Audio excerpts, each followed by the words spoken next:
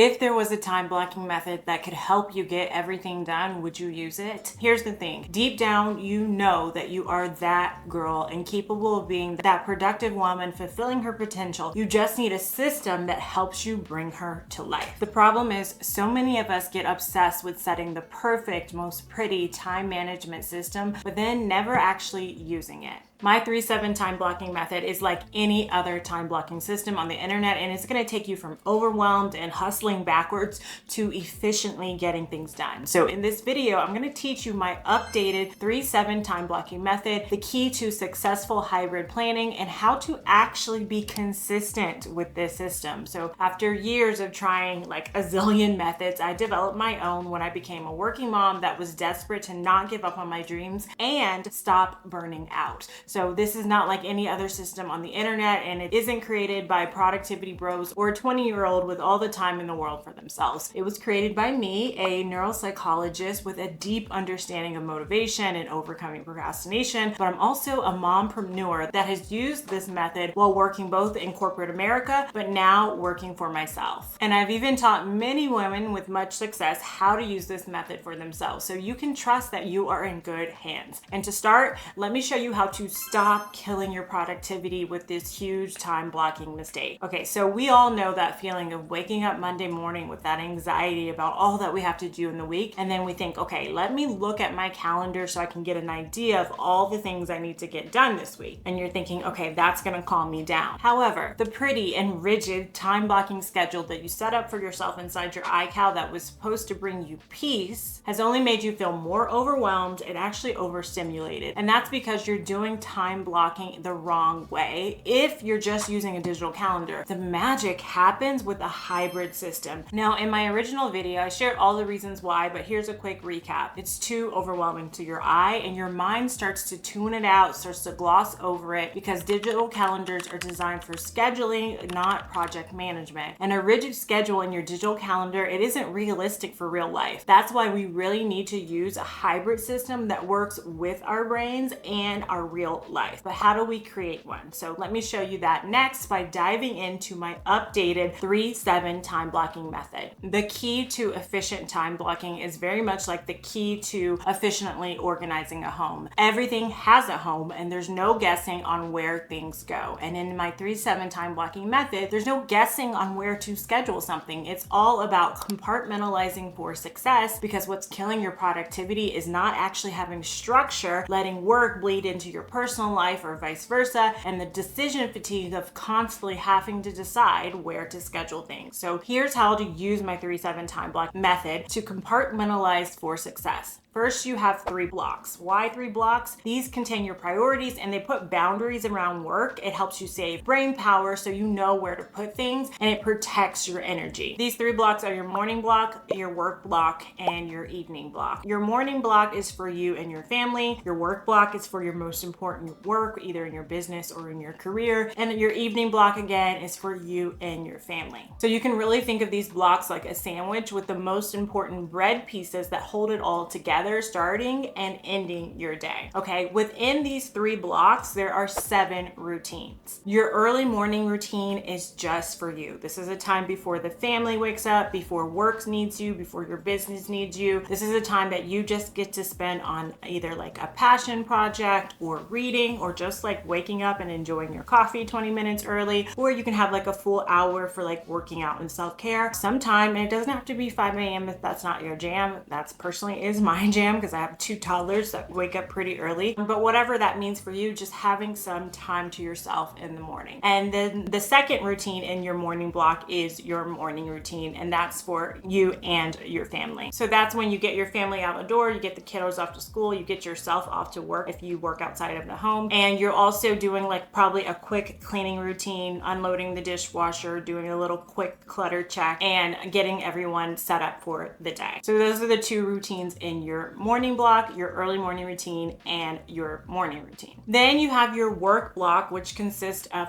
4 routines. That is your AM work routine, your lunch routine, your PM work routine, and your wind down work routine. So your AM work routine, this is usually reserved for your batch work and the type of batch work that requires deep work. I like to do that in my AM work routine. It's easier for your brain at that time of the day to get into like a deep flow state of work. If you can't do one batch work, you want to make sure you're not adding more than 3 to-dos or 3 tasks, because a lot of switching is going to make you less productive. And really 1 to 2 deep work tasks is ideal for this AM work routine. Then we have your lunch routine. This is where you're going to eat lunch, maybe take a walk, touch grass, run errands, those kinds of things. You're going to have a routine to take a break and kind of recalibrate yourself to get back into work in the afternoon. Then you have your PM work block. This is your second batch work for the day. This is when you're doing things that may not require as much deep work or much flow state, and you're just kind of getting things done for that batch work. Again, trying not to do more than 3 to-dos or tasks during this PM work routine. And then the final work routine is your wind down work routine. This is where you're closing out the day, you're closing out tasks, you're looking at what you actually got done for the day, and you're planning your next day, and you're tidying your desk so that when you come in the next day, your day is planned and your desk is tidy, ready for you to jump into work. And then the last routine is your evening routine, which is in the evening block. Now you could technically break this into 2 routines. It could be your evening routine with your family, like your after dinner routine and your kids' bedtime routine, and then your personal evening routine. I just like to call it an evening routine just to make things simple. So this is your things that you're going to do after the kids get out of school, the routine for when your kids come home, your after dinner routine, tidying up the kitchen, closing down the kitchen, your kids' bedtime routine, and then your own like wind down personal routine where you're doing things like skincare, you may be reading, you may do some mindful coloring, journaling, that kind of thing to decompress before you fall to sleep. And here's the update that I have for you. I created a 3-7 time machine to help you apply this method to your own life. So this is a custom GPT that's going to help you organize your own life's needs into these 7 routines in 3 blocks. When you're done with this video, I want you to click the link below to start using it. But before you do that, now you know how to apply the 3-7 method. There is actually something you need to do before even time blocking to make this actually work. So let me teach you that next. When I first became a mom, I slipped into my old pattern from undergrad: hustle, burnout, recover, repeat. Even though I had learned healthier habits in grad school, the pressures of being a working mom pulled me back into that toxic productivity. I was unrealistic with my time, I was constantly overworking, and my family suffered as a result. It took my husband sitting me down for a wake-up call until I finally committed to finding a better way. A sustainable hustle that prioritized myself and my family, and it's what I call my BBB method. So first step that freed me from toxic productivity was something simply that I call booking. And that's the first B. Booking means scheduling your non-negotiable commitments first so you always have clarity and control. So let me show you exactly how you can do this for yourself. So there are 2 types of non-negotiables that you're going to book each and every week that are going to help you, 1, accept the reality of your time limitations, and 2, prioritize what keeps you and your family going, and 3, not let things kind of fall between the cracks like missed meetings or skipped meal prepping. And those non-negotiables are 1, your must-dos, and 2,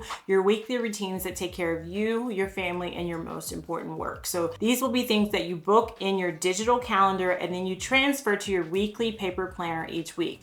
I use my Mod Ambition planner, but you can use whatever planner that you like. And I'm going to make a bold statement here, but someone's got to say it. These are the only things you should be putting into your digital calendar: your must-dos and your non-negotiable weekly routines. So let me explain a little bit further about these non-negotiables that are going to move from your digital calendar to your paper planner each week. Must-dos are appointments or meetings, things that have clear consequences if missed. And then weekly routines are things that keep you and your family healthy, organized, and energized. And the same goes for your business. So for me, these routines include some examples like my Systemize Your Goals weekly review, my weekly planning, my bookkeeping meetings, my CEO meeting with myself, my weekly home blessing, meal prep, washing my kiddos' hair, and then must-dos are any of those meetings and appointments that are already going to be in your digital calendar. So now that you have booked your non-negotiables and they're locked in, you're probably wondering, okay, Dr. Tiffany, what about everything else on my endless to-do list? So let me show you exactly how to handle those tasks next before even time blocking your day. Imagine you're doing laundry by washing 1 sock at a time. You spend your entire day running back and forth and completely exhausted and overwhelmed with clothes scattered everywhere, right? Batching is like waiting till you have a full load. You group similar clothes together together, you wash them once, and suddenly laundry becomes more manageable, efficient, and even satisfying.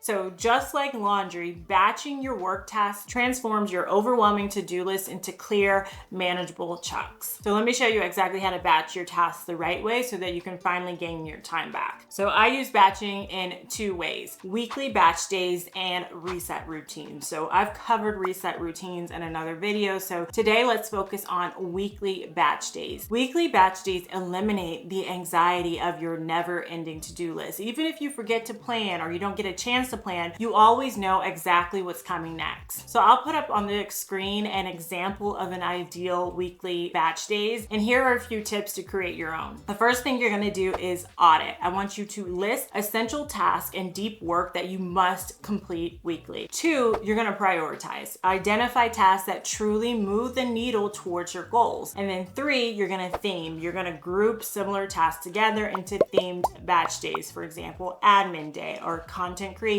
day or client day. By the way, I do have a free workshop coming up called Finish the Year Strong, where I'll be sharing tons of free time management resources to whoever signs up. So be sure to sign up at the link in the description. Also, I want to share some other examples of batch days from various walks of life to really show you what this could look like. So once you have your batch days set, each week when you're planning your week, you will move items from that week's to-do list to the appropriate batch day around your non-negotiables. And then the last B in this BBB method is blocking. We'll use the 3-7 time blocking method to block out your day down to the hour, which I know may sound like overkill, but especially for my neurospicy folks out there, please just give it a try. Once you organize your day down to the hour like this, you're gonna see how much mental space it really creates for you. And you wanna be sure when you are time blocking, you do wanna include a buffer blocks, either in your AM work block, preferably both, your PM work block, because time blindness, things take longer than we take, life happens, all those kinds of things. So just because you're blocking your time down to the hour doesn't mean you're filling up each hour, if that makes sense. So now you know how to contain your day using my 3-7 time blocking method, but you'll still be living in chaos if you don't know how to tame the mental clutter that pops up throughout the day, which is why I want you to watch this video next to learn how I organize my entire life and business in Notion. And don't forget to sign up for my free workshop, Finish the Year Strong, which is linked in the description below. Until next time, cheers to planning, manifesting, and enjoying your dream life. Namaste.